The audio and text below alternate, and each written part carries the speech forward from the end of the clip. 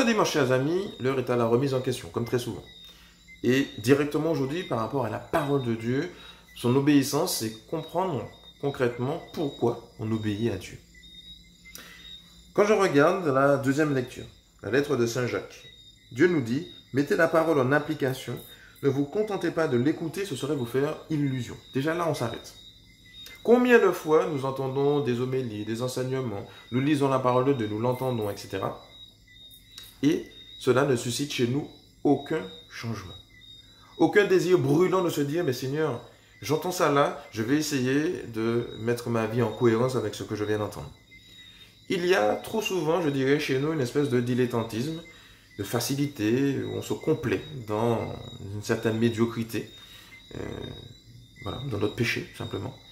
Alors que la parole est claire et la parole éclaire celui qui l'entend avec les oreilles du cœur et pas seulement les oreilles physiques. D'accord? Donc déjà là, on peut réfléchir. Le livre du Deutéronome, première lecture. Vous garderez les commandements du Seigneur, vous les mettrez en pratique, ils seront votre sagesse et votre intelligence aux yeux des hommes, aux yeux de tous les peuples. Est-ce que je discerne dans ce que Dieu me dit une bonté, une sagesse pour moi-même et pour ceux qui m'entourent, etc.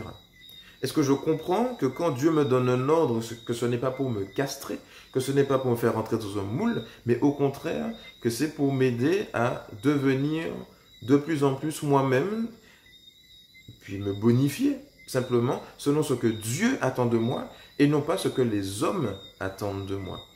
Est-ce que je ne suis pas à la recherche d'une certaine sagesse de vie? Est-ce que je n'ai pas des attentes en moi qui ne sont pas encore comblées et qui ne peuvent trouver finalement que réponse en Dieu? Donc ça aussi, c'est encore une question. Une autre question que je vous propose, est-ce que nous sommes, du coup, toujours par rapport à la parole de Dieu, animés de cette crainte de Dieu, qui n'est pas la peur de Dieu, mais qui au contraire est ce saint désir de faire ce qui plaît aux yeux de Dieu. Et en même temps, cette horreur de faire ce qui déplaît à Dieu. Avoir ce désir de plaire à Dieu, c'est quand même quelque chose d'extraordinaire et qui motive vraiment pour justement que notre vie soit de plus en plus en phase avec ce que Dieu demande, mais aussi pour notre bien à nous. Il y a une sensation de bien-être vraiment qu'on vit quand on est sur ce chemin-là. Mais encore faut-il l'emprunter, ce chemin. L'évangile que nous avons, lui aussi, nous pousse encore dans une réflexion intéressante. Jésus est pris en grippe, comme très souvent, par des pharisiens et des scribes, qui cette fois-ci l'attaquent sur le fait que certains de ses disciples ont pris leur repas avec des mains impures, donc non lavées. Il y a cette tradition chez les Juifs, de fait, de se laver les mains avant les repas. Et même aussi avant certains sacrifices, etc. Donc il fallait se laver les mains. Donc passer de l'eau dessus.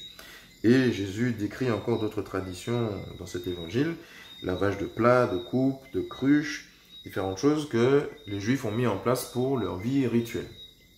Jusque-là, tout va bien. Mais le propos de Jésus dans cet évangile, c'est précisément de dire qu'il y a un attachement qui est plus profond pour les traditions des hommes que pour les commandements du Seigneur. Donc là, déjà, c'est dommage. Et là où je veux nous aider à réfléchir, je vais légèrement extrapoler l'évangile en disant que nous, aujourd'hui en Martinique et peut-être ailleurs, il y a cette facilité que nous avons de vider un commandement du Seigneur pour en faire une simple tradition des hommes. Qu'est-ce que je veux dire par là? Il faut aller à la messe tous les dimanches. Il faut faire baptiser ton enfant.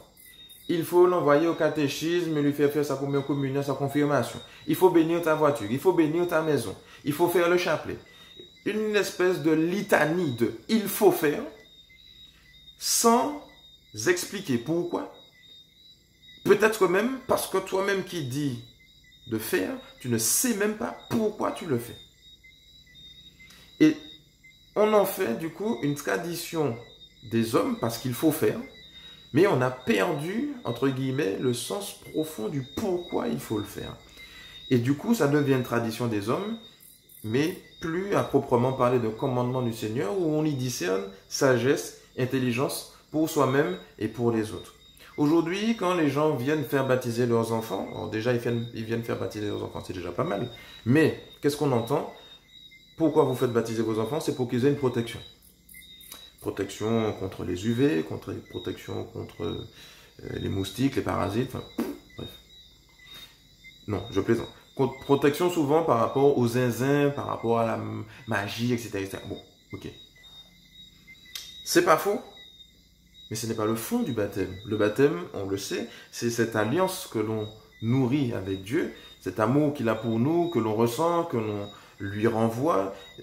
C'est justement accomplir la parole de Dieu et discerner sa sagesse. Bref, c'est plus qu'un cadre de vie, c'est vraiment une relation qu'on développe avec Dieu et qu'on donne l'occasion à notre enfant donc d'entrer dans ce baptême pour y découvrir combien c'est bien d'être baptisé.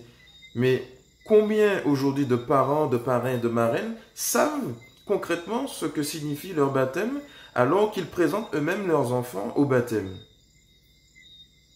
Et on est souvent interpellé, interloqué, on ne sait pas faute d'expliquer, hein, mais bon, on les remet à la grâce de Dieu, puisque dans les faits, on ne peut pas priver un enfant de baptême, parce que on ne peut pas punir un enfant non plus, parce que les parents ne savent pas ce que ça signifie d'être parent, de baptiser, parrain, marraine, ne savent pas exactement ce que ça signifie de vivre son baptême. Bon, je me marie à l'église pour que, voilà, que je sorte de ma vie de péché et que Dieu bénisse mon union, oui, d'accord. Mais alors déjà, une vie de péché, moi j'aime pas trop cette expression, parce qu'on a tous des péchés, on n'a pas une vie de péché, mais on pêche, pas pareil. Mais au-delà de ça, quand on se marie, ben, c'est une alliance qu'on fait avec Dieu, on s'engage à vivre de l'amour de Dieu, qui donc est censé habiter ma vie, habiter mon couple. Donc je suis censé donc avoir une vie de prière personnelle, une vie de prière en couple, en famille, et ainsi renvoyer cette image de l'amour de Dieu aux hommes. Mais si Dieu est absent de ma vie, comment je fais pour en être témoin? Il faut faire bénir ta voiture, il faut faire bénir ta maison. Mais pourquoi? On pose la question. Toujours cette histoire de protection.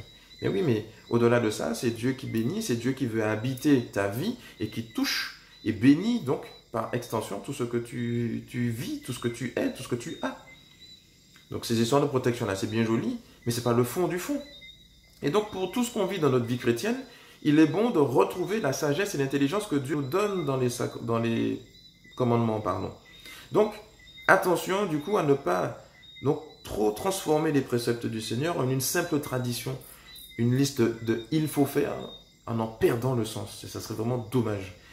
Et on est déjà dedans. Donc c'est à nous de faire ce travail, de retrouver pour pouvoir mieux transmettre et mieux vivre le baptême que nous avons reçu et ainsi mieux accueillir la parole de Dieu parce que nous y comprenons que c'est bon, que c'est bien, que c'est génial de vivre la parole de Dieu. Bref, bonne méditation à vous et bonne semaine.